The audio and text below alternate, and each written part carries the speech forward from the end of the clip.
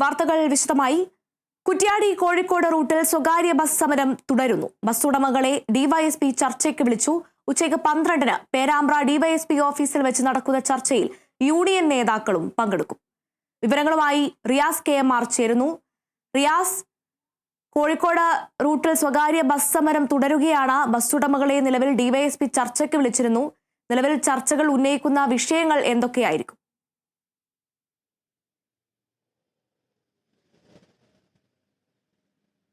അർജുന, കുറ്റ്യാടി കോഴിക്കോട് റൂട്ടിലാണ് ഇതുവരെയും ബസ്സുകൾ സർവീസ് തുടങ്ങാത്തത്. ഈ ബസ്സുകൾ സർവീസ് മുടക്കാനുള്ള ഒരു കാരണമായി അവർ ചൂണ്ടിക്കാണിച്ചിരുന്നത് ബസ്സുകൾക്ക് നേരെ നടന്ന യുവജന സംഘടനകളുടെ പ്രതിഷേധമായിരുന്നു. ആ പ്രതിഷേധത്തിന് വ്യക്തമായൊരു കാരണം യുവജന സംഘടനകൾക്കുണ്ടായിരുന്നു. യൂത്ത് കോൺഗ്രസും ഡിവൈഎഫ്ഐയും പോലുള്ള യുവജന സംഘടനകളാണ്.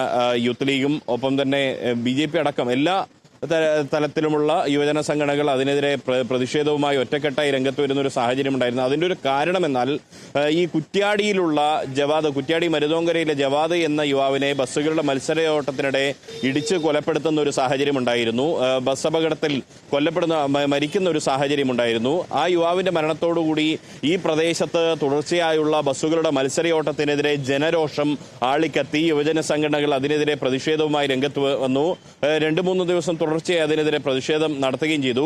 ഇതോടുകൂടിയാണ് ഈ ബസ് ഉടമകളും ജീവനക്കാരും ഈ ബസ് സർവീസ് പൂർണ്ണമായും നിർത്തിവെക്കുന്ന ഒരു സാഹചര്യം ഉണ്ടായത്. പിന്നീട് പേരാമ്പ്ര ഡിവൈഎസ്പി ഇടപെട്ട് യുവജന സംഘടനകളുമായി ചർച്ച നടത്തി. യുവജന സംഘടനകൾ പൂർണ്ണമായും സമരരംഗത്ത് നിന്ന് പിന്മാറി. കാരണം ജനങ്ങൾക്ക് ഒരു ബുദ്ധിമുട്ടുണ്ടാകുന്ന ഒരു സാഹചര്യം വരരുത് എന്ന ഒരു താല്പര്യം കണക്കിലെടുത്താണ് യുവജന സംഘടനകൾ ആ ഒരു സമരത്തിൽ നിന്ന് പിന്മാറിയത്. എന്നാൽ സ്വകാര്യ ബസ് ഉടമകളും ജീവനക്കാരും ആ സമരത്തിൽ നിന്ന് പിന്മാറിയില്ല. ഇതോടുകൂടിയാണ് പേരാമ്പ്ര ഡിവൈഎസ്പി ഇന്ന് ഉച്ചയ്ക്ക് 12 മണിക്ക് ചർച്ച വിളിച്ചിരിക്കുന്നത്. പേരാമ്പ്ര ഡിവൈഎസ്പി ഓഫീസിലാണ്.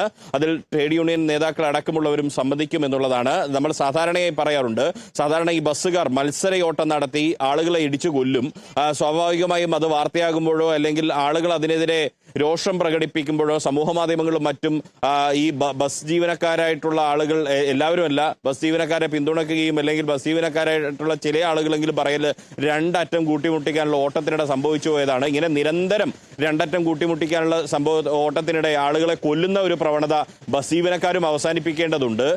അങ്ങനെ അവസാനിപ്പിച്ചില്ലെങ്കിൽ ബസ് ജീവനക്കാർക്കെതിരെ ജനരോഷം ഉണ്ടാവുക സ്വാഭാവികമാണ്. അതുമാത്രമാണ് ഈ പേരാമ്പ്രയിലെ യുവജന സംഘടനകളുടെ ഭാഗത്തുനിന്ന് എല്ലാ രാഷ്ട്രീയ കക്ഷിയിൽപ്പെട്ട ആളുകളും ഒറ്റക്കെട്ടായി ഇവർക്കെതിരെ പ്രതിഷേധിക്കണമെങ്കിൽ എന്തെങ്കിലും കാര്യമില്ലാതെ പ്രതിഷേധിക്കില്ല എന്നുള്ളതൊരു വസ്തുതയാണ്. ആ വസ്തുത മനസ്സിലാക്കാതെ പിന്നെയും ആളുകളെ കൊന്നതും പോരാ, അതിനപ്പുറത്തേക്ക് വീണ്ടും ഇവർ സമരം നടത്തുന്ന രീതിയിലേക്കുള്ള പിടിവാശിയിലേക്ക് പോകുന്നു എന്നുള്ളതാണ് ജനങ്ങളുടെ ഒരു ആക്ഷേപമായി ഉയരുന്നത്. അതുകൊണ്ട് എത്രയും പെട്ടെന്ന് അവർ ആ ബസ് സമരം പിൻവലിക്കും എന്നുള്ളത് തന്നെയാണ് ജനങ്ങളും യുവജന സംഘടനകളും അടക്കം പ്രതീക്ഷിക്കുന്നത്. ഇന്ന് ഉച്ചയ്ക്ക് 12 മണിക്ക് അല്പസമയത്തിനകം അവിടെ പേരാമ്പ്ര ഡിവൈഎസ്പി വിളിച്ചു ചേർത്ത ചർച്ചയുണ്ട്. ആ ചർച്ചയിൽ ഒരു പരിഹാരം ഉണ്ടാകുമെന്നാണ് പ്രതീക്ഷിക്കുന്നത്.